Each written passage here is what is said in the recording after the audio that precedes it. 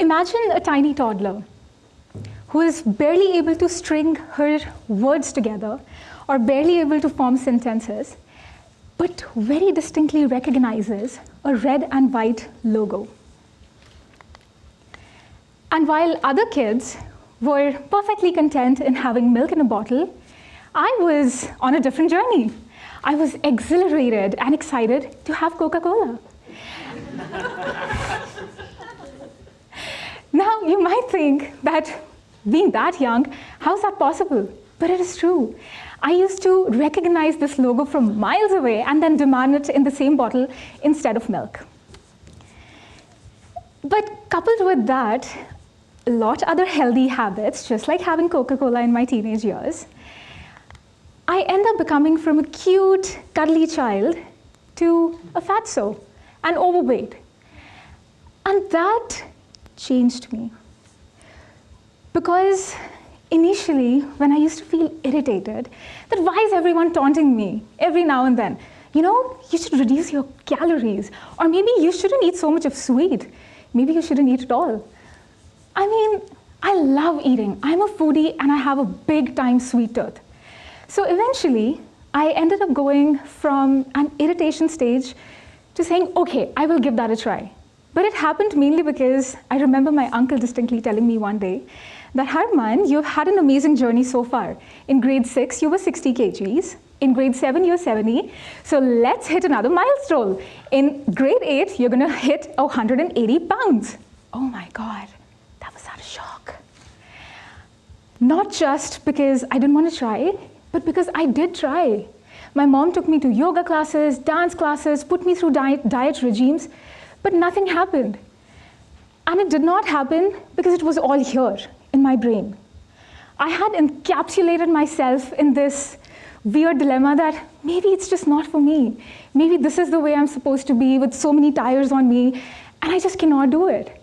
And it went on to an extent that I did not even think twice before saying a yes to being a cop. So this is me, and no, there are no body shapes added on to me, no cushions, nothing. This is the real, authentic me.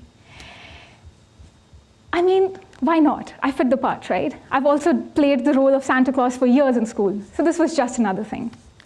But it all changed when I went on to stay with my maternal grandparents.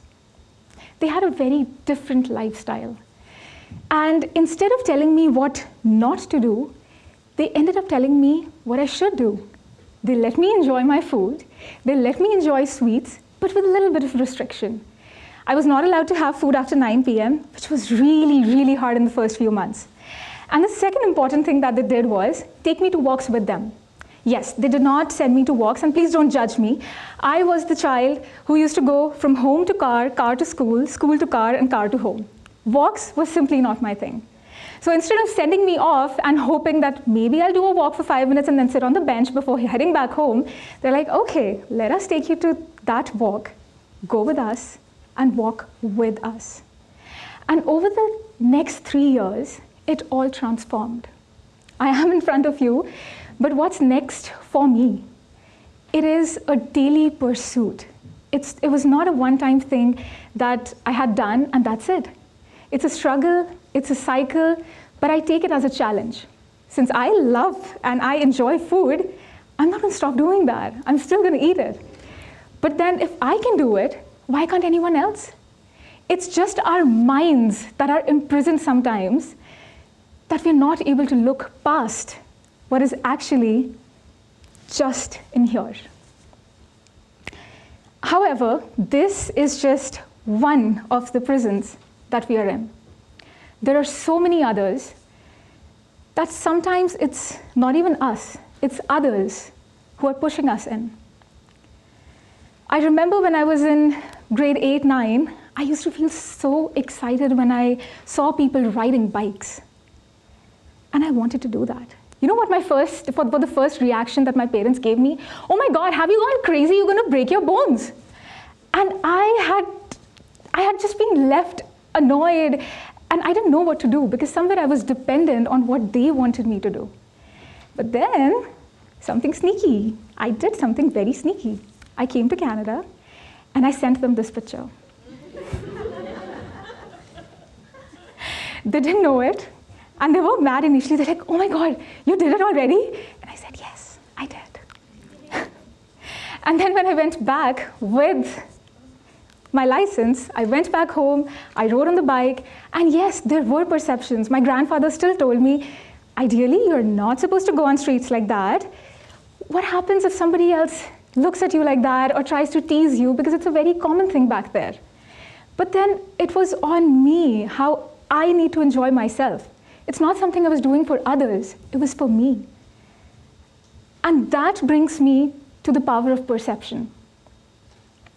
Perception is something that either others judge us by or we ourselves do it. This is my friend from MBA. She's sitting right here. And I'll tell you the story behind this. On our way back, a few months back from the university, we had a flat tire. And she went into panic attack right away. She said, oh my God, okay, you know what? Let's stop the car, let's call CA. Oh, even better, just let's leave the car and take a cab home. Okay, woman, let's take a deep breath. And we did. So I learned that day that she perceived that just because it was two of us, two women, maybe that's all we could do.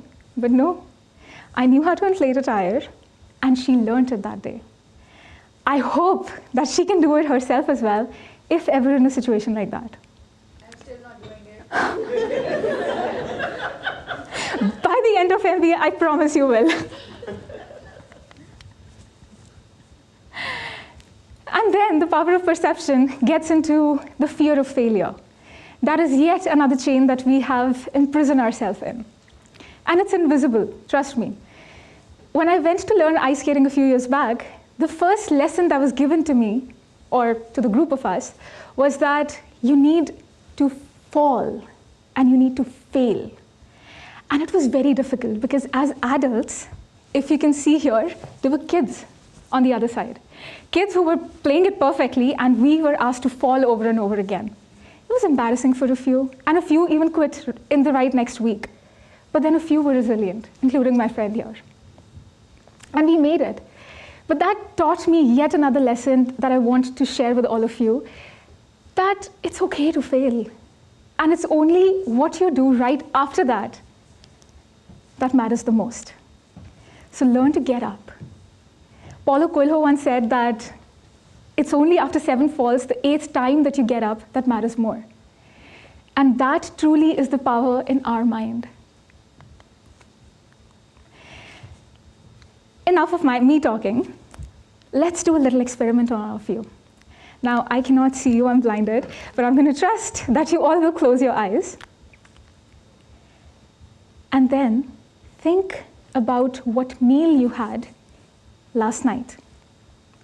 If you're able to imagine that, perfect. Let's go back to the Tuesday. Maybe you're having a little bit of a hard time? Let's go back further. What did you have Sunday morning for breakfast or for brunch, if that's your thing? And if you know exactly what you had, excellent. Either you have a photographic memory or you were just enjoying your meal. But if you are struggling to remember what you did, maybe it's a little serious. Is it because you were just not present in the moment? Or was it because you were stressed about an assignment or something at work? But you know what's most frightening in here? That you need to be present in the moment. Imagine yourself, if you may open your eyes now, thank you for that experiment. Imagine now that you're having your favorite meal right in front of you. You just smelled it, it's amazing, and you're about to have your first bite. And the phone notification goes off. Oops, this is Instagram. What happened?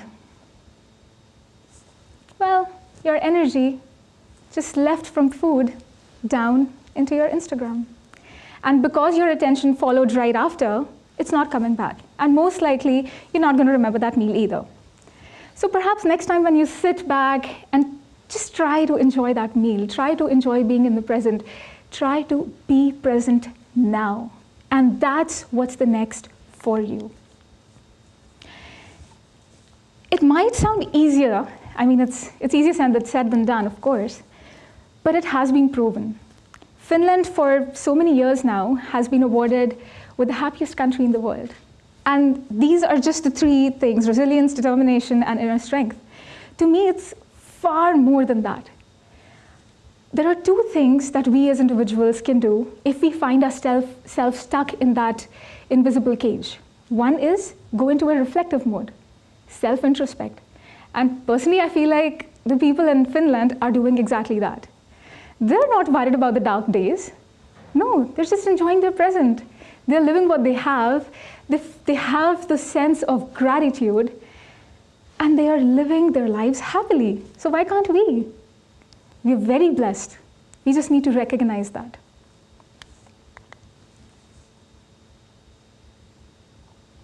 And if you can't do it yourself, have the wisdom holders do it for you.